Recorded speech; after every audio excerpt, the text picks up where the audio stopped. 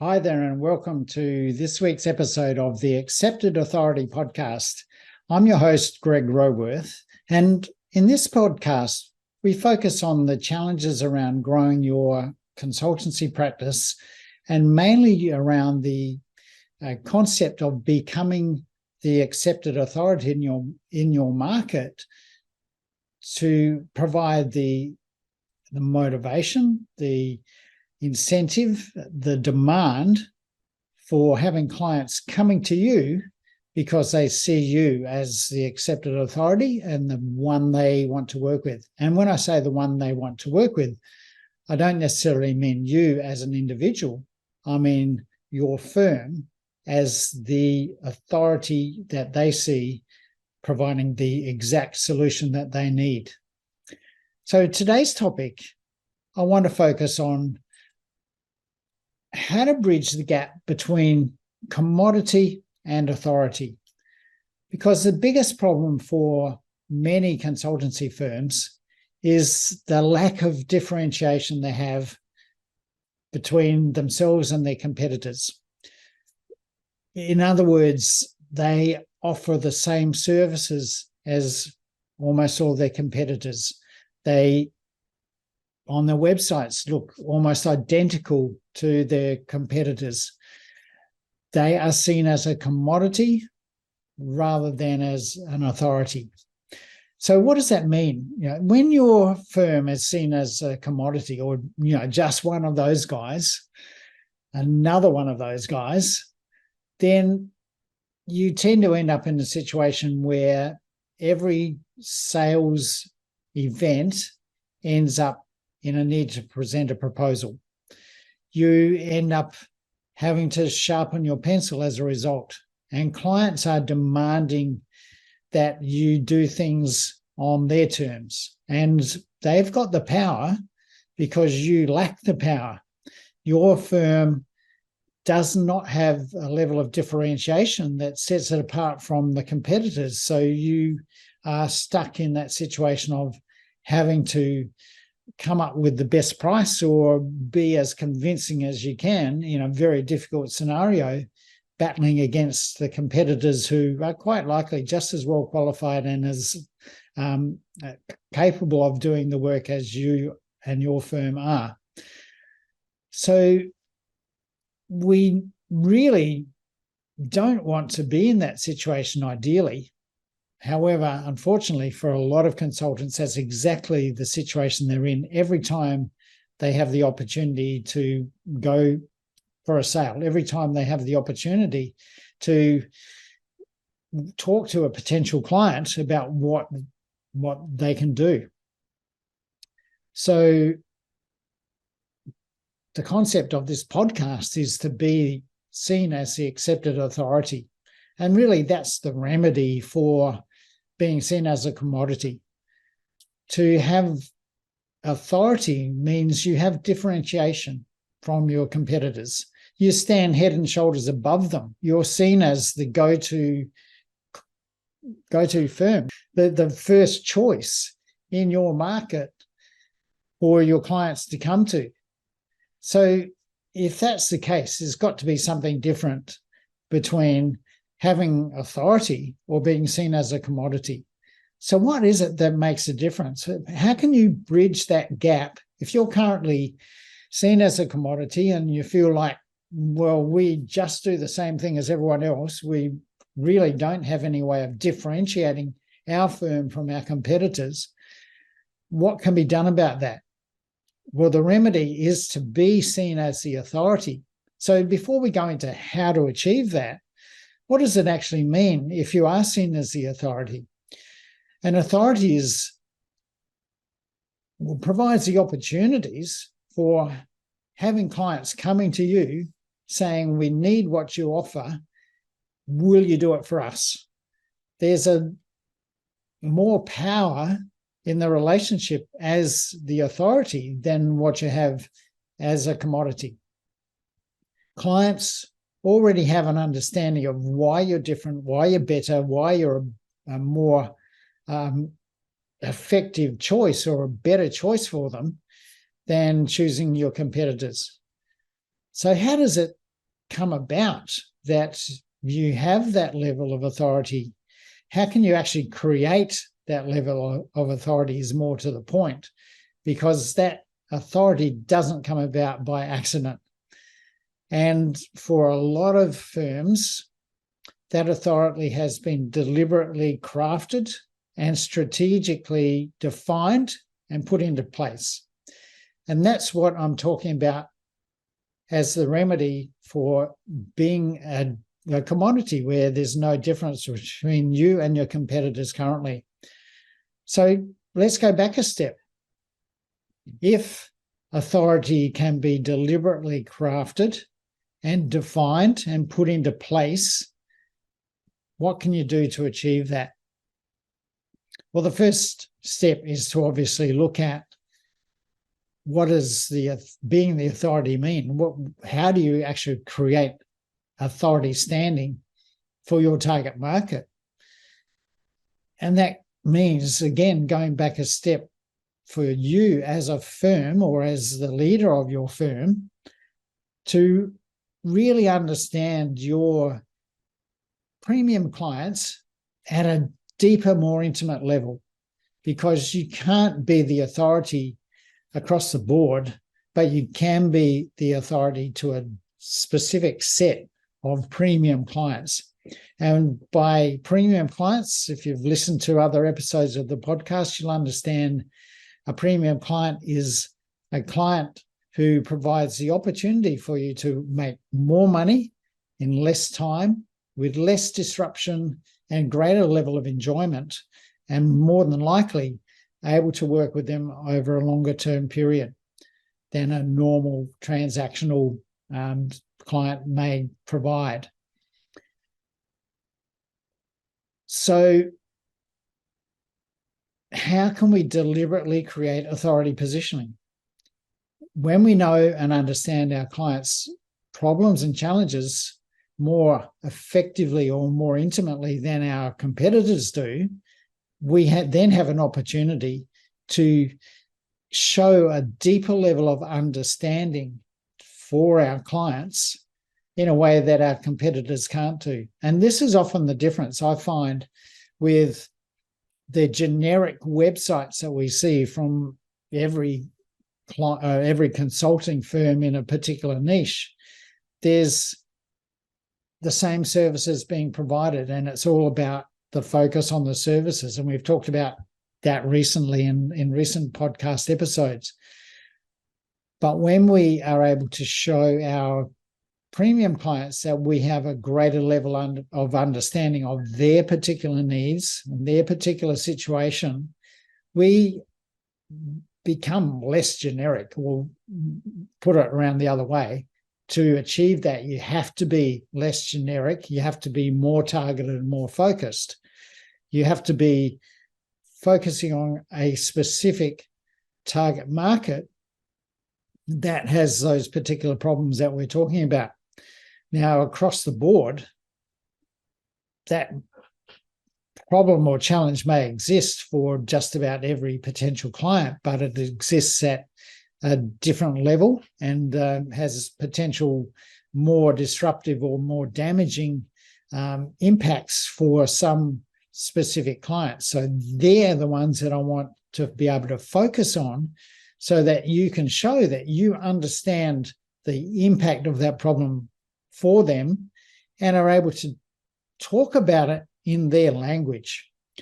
And what happens on the generic websites and with generic type marketing is our language team, well, it goes two ways. It is either dumbed down so that it applies to everyone across the board, or we do the opposite of dumbing down. We actually we jargonize our messaging. We talk about it in terms that we understand as consultants, but it doesn't necessarily connect, and more often creates a disconnect with our potential clients because they don't understand the terminology that we use. So when that happens, when there's jargon, when there's terminology that our clients aren't familiar with, we actually create a disconnect, and we create messaging that goes totally over their head. So there's no level of ability to get their attention or communicate with them in any way that shows us as an authority for them. While we think it may show authority, the fact that we can talk about things in higher level language based on our education and our experience, it actually has the opposite effect. It's it's almost like we're going around preening ourselves and saying, how good are we? How good do we look? And obviously, what effect that type of behavior has on anyone that is experiencing that. But when you get down with your clients at their level and talk about things that they understand, and they understand that you understand more to the point, and you give them the feeling that, wow, these guys really get us. They know what we're experiencing. They've been there maybe and have had to fight their way through the same challenges. And obviously they have a solution. Otherwise they wouldn't be talking or wouldn't be offering the services. So I wonder what that solution is. Now that's the response you want to provoke from your potential clients in any situation, particularly when it comes to marketing and presenting yourself as the authority in the market. So how can we be seen as the authority? And I guess the prime number one way to be seen as the authority is to have a book that is a bestseller in that particular topic that your clients are concerned about. Okay, now I hear you say, oh, wow, yeah, I can see that's true, but how long does it take to write a book and how do I get it to become a bestseller? Well, while that is the ideal scenario, it does take a long time, and that's not what I'm recommending if you want to be seen as the authority quickly. There is another way to go about this, and this is how I've achieved it. Even though I've got my own books and I am an author and have books that have been very effective in positioning me as the authority, that is not the first way that I achieved this. Let me take you back to when I started my own first consultancy practice. I'd come out of a consultancy firm a little bit disgruntled and not really happy with what had happened there. And I wanted to set up my own business that these days would be called being a virtual CFO. It wasn't called that back in those days, but that's what it's become. Perhaps I was a pioneer of the genre. Well, what happened in that situation is initially I started to market myself the way that everyone else starts off, looking for referrals, making connections with people, trying to get their attention and tell them what I did. And really that produced no results whatsoever. And I went even to the extent of getting on the phone and doing cold calling. And I was on the phone talking to people about the need for better financial information to run their business, and would they like an appointment with me to talk about how I could be of service to them. Well, as you can imagine, that got zero results, and it wasn't too long until I realized that wasn't going to be the way it works. And it was a last-ditch effort or attempt for me to get a foothold in the market to even go to the extent of getting on the phone and doing cold calling. But really, when you're desperate, you do desperate things. But I talk about that and mention that because this was the catalyst for what has become the most successful strategy that has turned me into the accepted authority in my market. And what I did to change my fortunes there was to write a 2-page article about the specific problem that not having effective financial reports created in running a small business, and how to turn those fortunes around. So instead of cold calling and trying to book appointments with people, I got on the phone to the same audience, the same target market, and offered my free report, my 2-page article. That was very much welcomed by that audience. So I went from having zero responsiveness to cold calling to try to book appointments to a 50% acceptance rate, calling the same people and offering my report.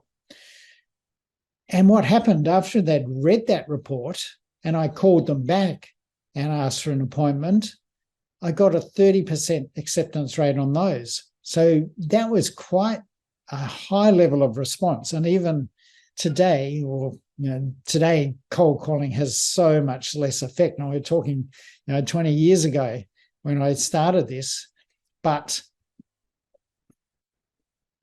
the point here is that instead of being, as if any of you know the name Dan Kennedy, a well-known marketer, says, instead of being the annoying pest, I became, to change the analogy, the accepted authority, because I was able to identify a problem my clients had, or my potential clients had, that they were battling with, but no one was really addressing at their level of understanding or their level of language. So when I was able to write my 2-page article and they were able to read that, because of my own previous experience in businesses just like theirs, they saw that I totally understood their situation. I knew what they were struggling with, and I knew how to fix it. And that gave me a level of authority that when I got back on the phone with them, they were happy to meet me. They had changed from seeing me as that annoying pest to becoming the welcome guest in their offices. So that ability to create authority quickly is about providing valuable, disruptive education. And what I see, and why I mention that word disruptive, is that I see these days a lot of consultants putting out a lot of useful information, a lot of informative education that doesn't get results. It leaves people with, ho-hum, that was interesting. Yeah, maybe I can try that. Or, oh, that's nice to know. But those sort of responses don't do us any good. So the type of education we need to provide is what I call disruptive education, because it needs to shake people out of their comfort zone, needs to get them moving. It needs to disrupt their current situation so they look for an alternative. They need to be able to see the way they're doing things now isn't getting them the results they want. We need to disrupt them out of that inertia to get them moving towards the solution and wanting to find the solution. So if we can achieve that with even a short piece of education, so these days it may be not just a 2-page article, it could be a short white paper or a video training or a webinar, perhaps even a workshop. There are a number of alternatives to how to provide this education. But what I want you to understand is it's not the sort of education or content that we see so often on LinkedIn or from people's ebooks or white papers, even seminar material that is very informative but puts people to sleep so often is not the way to go. And I see a lot of consultants having these opportunities. They're asked to get out in front of an audience and present what they know about a topic, but it doesn't turn into clients for them because they're not presenting, they're not presenting disruptive education. They're presenting dreary, boring information. So we need to write or craft content or education in a way that shifts people's beliefs. It confronts their current challenge, shows them a reason for change and an imperative for change, and gets them to want to take the action to drive that change. So I recommend that you think about how to become the authority in your role, the authority to your market quickly. It doesn't take writing a book. It does take creating disruptive educational content. I'll leave you with a last tool that you might find very quick and easy to create. And it's highly effective. I've seen this done very effectively and very well. And I've used this tool myself, and that is an online self-assessment tool. You can craft a self-assessment tool that takes your clients or potential clients through a series of questions that addresses the challenges they have and how they're managing or addressing those challenges themselves internally within their business or personally. When you can create a self-assessment tool that provides a range of solutions, so a multiple choice type tool that presents best practice solutions for them embedded within the questions so that they're being educated as they're taking the assessment, you've achieved a lot in a very small amount of time, where they can see, wow, this is where I'm doing it now. I'm maybe at a level 1 or a level 2, but if I was a level 4, I can see the benefit of doing things that way, and I can see the sort of results that I would achieve if I was doing it that way. But I'm back here at level 1 or 2. How do I bridge that gap? I need to know more about this, and I need some help. So who am I going to go to? To the accepted authority who's created that self-assessment tool. That's who. So make a decision. Are you content to be stuck in that level of lack of differentiation where you're always asked to sharpen your pencil or present a proposal because you're just one of those guys, lacking authority, being seen as a commodity? Or would you very quickly like to change your positioning so that you are seen as the authority in your market? Well, I think that's a no-brainer question. And hopefully you've made that decision to work out, how do we do that? And maybe you need some help to do that. If you do, then reach out to me and I'll be happy to have a chat about how to do that, how to achieve that. And maybe I'm able to help in a longer term situation to really help you get the results you're looking for. So reach out to me. You can either send me a message in the DMs on LinkedIn or Facebook. Just do a search for Greg Roworth and you'll find me there. Or connect with me on my website at businessflightpath.com. I look forward to hearing from you, and I'd love, again, as in any of these situations, to hear your feedback about what you've learned today. So if you've got some comments or some feedback about this podcast, then I'd love to hear that as well. So this is being the accepted authority for today. This is all I have to say for this podcast. Greg Roworth, out.